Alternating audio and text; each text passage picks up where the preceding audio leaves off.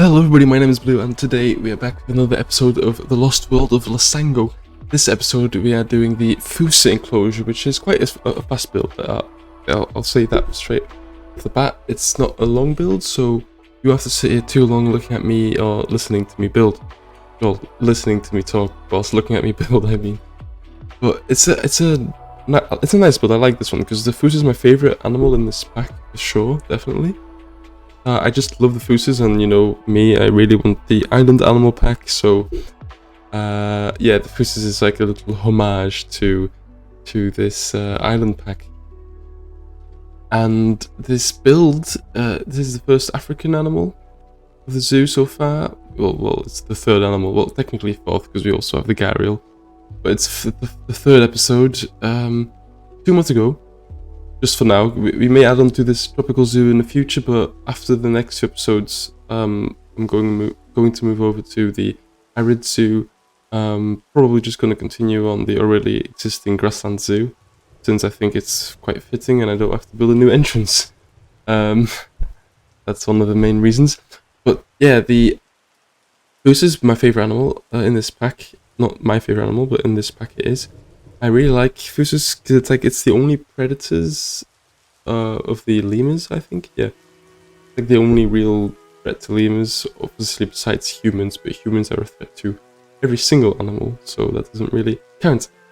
This build is a mix of actually this is inspired by actual Madagascar architecture, which is where the Fossas are from. But this is a bit of a mixture of like ruined temple mixed with modern. Like, it feels modern, but at the same time it feels ancient. I don't know how it works. Was it my intent? Not initially, no. I think initially it was my attempt to make a ruined temple, but it kind of just felt modern. I think it's the bricks. The bricks feel like they feel new, they feel modern. At the same time, you know, you can tell that it's supposed to represent a old temple, not specifically a temple, but just an old building. It feels like something functional used to be here, but you can't really recognize what. It's just like a square, which is what they actually look like. It's not just me being lazy. I'm trying to be as authentic as possible here. And yeah, I even added more detail than in the actual builds. Well, maybe not, because you know the actual build has all the cracks and texture in the actual ruined walls, which I just used the plain walls. I mean, I added some more things to it, is what I'm trying to say. But yeah, it's a modern kind of build, and yeah, it's quite simple because it's just this building, the long passage. This is also why it's called the Fossa passage, and then this building I'll copy over on the other side just for simple sake. And this actual building is supposed to be the entrance to the Fossa passage, and it's right near the zoo entrance, so it's like the first animal. I think, yeah, it's the first animal, the Fossa. There's a big, huge, overgrown tree that I will build as well, with a load of roots, which I think looks quite cool. Which is what I'm doing right now. Actually, I'm picking out a good tree. I end up using this one. And yeah, I love doing the roots all over the place, making stuff look overgrown. I love plants, just placing down plants. It's my favorite part of the game. So yeah, maybe not my favorite part, but they're definitely fun to do. I mean, who doesn't love plants? And then the actual sign, it's called the Fossa passage. So yeah, that's why I think this sign definitely makes it look a bit more modern in combination with the slated bricks. That's what they are, right? Just slated bricks. But yeah, the slated bricks really make it look like a modern building. I think that's what it is, because a lot of the other temple pieces in this game look a bit more rugged and temple-esque, whilst these look very clean. I like it. I think it's a nice result. Yeah, I add some more trims and stuff, detail it a little bit. And here I'm trying to, yeah, in between the roots, it was quite difficult. But yeah, the Fossa, let's have what can I say about the Fossa? Let me think. Yeah, the Fossa is well, first of all, it uses a different running animations, if I remember correctly. When they said that they're doing different animations and stuff, Frontier added a unique trotting animation for the Fossas, so they don't really run the same way most of the animals run. It's more just putting about. But it looks good actually. I quite like it. Don't do it a lot, but I quite like it. I quite like when they run. And yeah, here I'm adding a whole bunch of overgrown stuff, just plants, plants, and more plants. That's one nice thing about this tropical zoo is you can add loads of plants, which I really love. These plants are great. And yeah, the Fossa is very unique, I think, in my opinion. It's actually a mongoose, but you wouldn't say it's a mongoose initially, but when someone tells you it's a mongoose, you're like, oh yeah, I see the resemblance. But yeah, a mongoose, it's the biggest mongoose actually. Well, the biggest of the mongoose family. Is it the same family? Yeah, I think it's the same. Or is it just this? Is it less related? I'm not sure. Yeah, it's the biggest mongoose. Mongoose. Yeah. And it's a very good example of insular gigantism actually, because most of the mongoose live on the African mainland, like the mongoose, and also the meerkat, for example. But these Fossas got separated from the mainland and separately evolved on Madagascar when Madagascar arrived, because actually Madagascar used to be part of India, the Indian continent, but it split off and it drifted from the south upwards, and it kind of just stopped near Africa, and the rest of India continued upwards. That's some quick tectonic history there. But anyway, when somehow animals got on the island, mostly small animals, since it's easier for small animals to travel long distances than compared to like bigger animals. How? Probably maybe just on driftwood, just floated there in a log, who knows. But they got to the island somehow, and yeah, it's these primitive primates, which are lemurs, and then also some mongoose who managed their way on the island. A lot of other animals, of course. There's tortoise, is there crocodilians? I'm not sure now. For some reason I think there's crocodilians, but maybe I'm wrong. There's definitely tortoise and lots of different birds, obviously. And lots of different primates on the island. But the mongoose, the Fossa then, would then, because of its isolation on this island and a monopoly on the food source, since there's no other large predator on the island to hunt these lemurs, it started to, hunt lemurs, and because of evolutionary processes, it started to, the overall size started to grow, and the Fossas started to become larger when compared to the mainland cousins, until you get the Fossa we have today, which is quite a big mongoose, really, comparing it to other mongoose.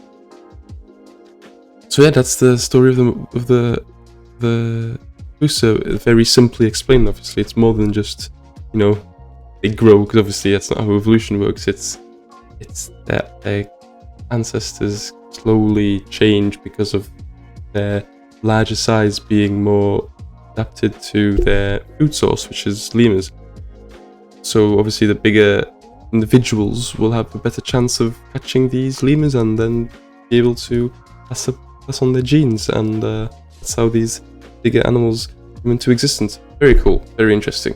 But whilst I've been jabbing on about mongoose evolution, here is me building a staircase. Actually, I saw that in some images. It's like just whatever's left of some staircases is to give the building a function. It looks like you can get up there, even though you can't. It's not a real building. You can go on top of the building.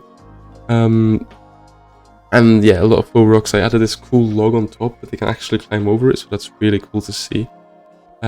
And there will be a lot of other climbing frames eventually as well, but it's like I like how the whole enclosure is slanted. It all goes up into the central building, which is yet again another copy of that same square building, since all you see is just a couple of walls anyway, so it doesn't really matter. No point of building a whole new building. It's called recycling. You should do it, actually. Recycling is very important.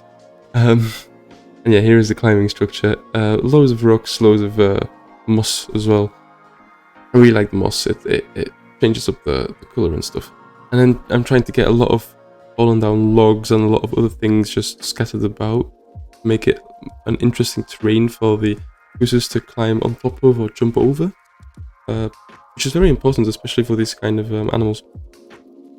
And then I add all the connection points. It's fairly simple.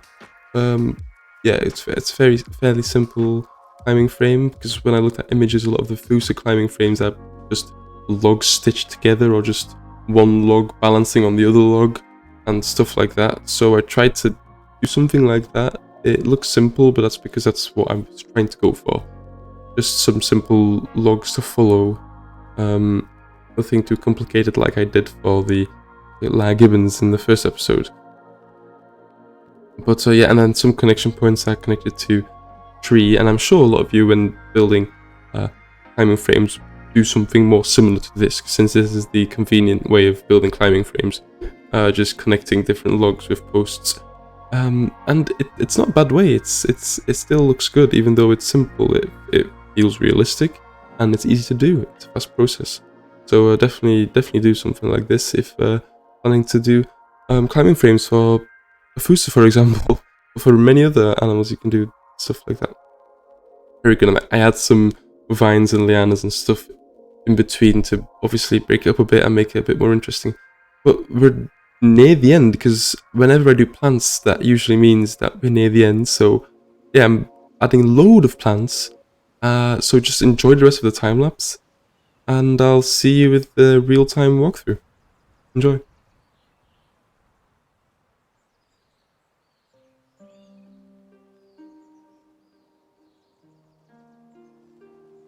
Okay, so here we are in our little tour of the Fossa passage. This is the third to last animal, I think. It's the third animal anyway. I think we're halfway with this one. And yeah, Fossas. They're cool, aren't they? These are my favorite, definitely. These are my favorite of the pack, because, you know, I really want island animals. And this is basically that little reference to my island animal wish list. Just a little treat for me, I guess. And yeah, I really enjoyed building this enclosure. It was not a long build. It's very, I tried to, yeah, it's like, it's modern and ruined temple kind of at the same time somehow. I don't know why, but that's just kind of what it looks like, right? So this is the passage, the actual tunnel you walk through, and you get different views. Actually, it's quite a large enclosure, so I may split it in half and add a different animal, but which animal, I don't know. So you can suggest another animal that could like be on the other half, like maybe this half could have different species, since the Fossas don't really go to this half much anyway. But yeah, you could suggest any species of animal that could fit on this other side. Nighttime, it looks quite nice as well. Fossa passage, I added some lights inside just to make it a bit more cozy. A mild pink-white light, I think it works very nice. Also, the enclosure itself has some lights, so yeah, I think that's quite cool. And if we have a little look over on this side, I think it looks quite nice. Yeah, you can see the Fossa having quite a good time on this vine, on this liana. Oh, and it's turning around and it's doing the moonwalk, as all boreal animals should.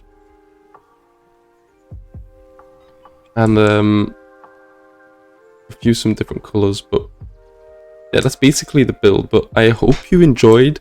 I hope I can finish this soon before the arid pack, but since I'm quite busy, I'm not sure that I will be able to. But at least I think I could definitely get the sloth in. Maybe not the red river hog, but we'll definitely do the red river hog in the future.